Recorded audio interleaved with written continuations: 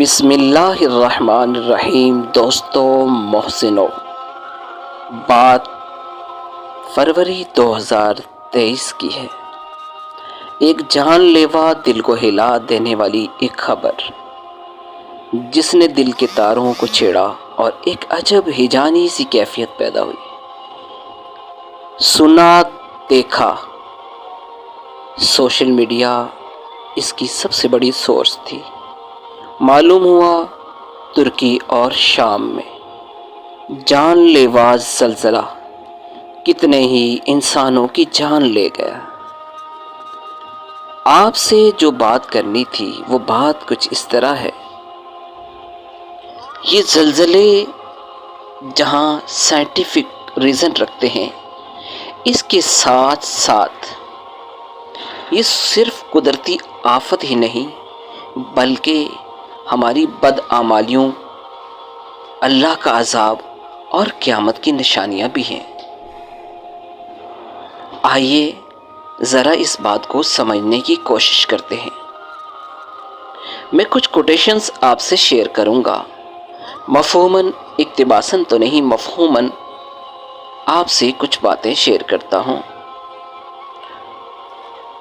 آیت مبارکہ جس کا مفہوم کچھ اس طرح ہے: ہم تو نشانیاں یعنی اپنی پکڑ، غضب اور عذاب و سزا سے ڈرانے کے لیے ہی بھیجے ہیں، اور اسی طرح اللہ کا یہ قانون ہے کہ اپنے بندوں کو ان کی بدعمالیوں کی وجہ سے دنیا میں مختلف انداز سے تنبیہ فرماتا ہے۔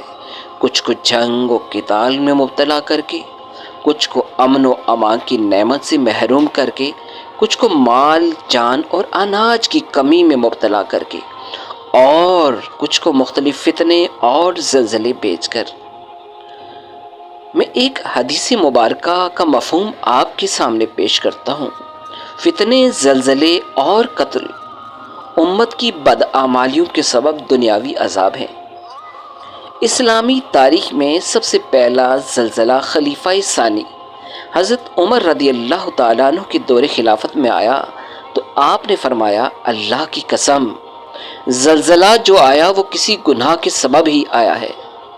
اسی طرح ایک اور روایت ملتی ہے کہ کوفہ میں زلزلہ آیا تو سیدنا ابن مسعود کے زمانے میں جب کوفہ میں زلزلہ آیا تو انہوں نے یہ اعلان کیا، اے لوگو، یقیناً تمہارا رب تم سے ناراض ہو چکا ہے اور اپنی رضامندی چاہتا ہے، تو تم اسے راضی کرو اور اس کی طرف رجوع کرتے ہوئے توبہ کرو، وگرنہ اسے یہ پرواہ نہ ہوگی کہ تم کس وادی میں ہلاک و برباد ہوتے ہو۔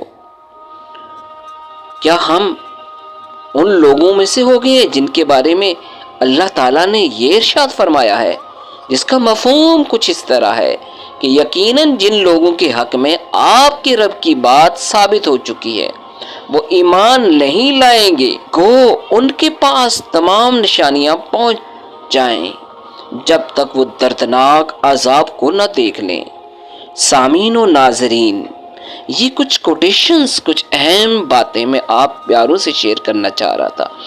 باقی رہی جہاں تک ترکی اور شام کے زلزلے کی، ہم دعا گو ہیں، ہم اس کو گناہوں سے تعبیر کرنے کی یہ جرت نہیں کریں گے، یہ معاملہ اللہ بہتر جانتا ہے۔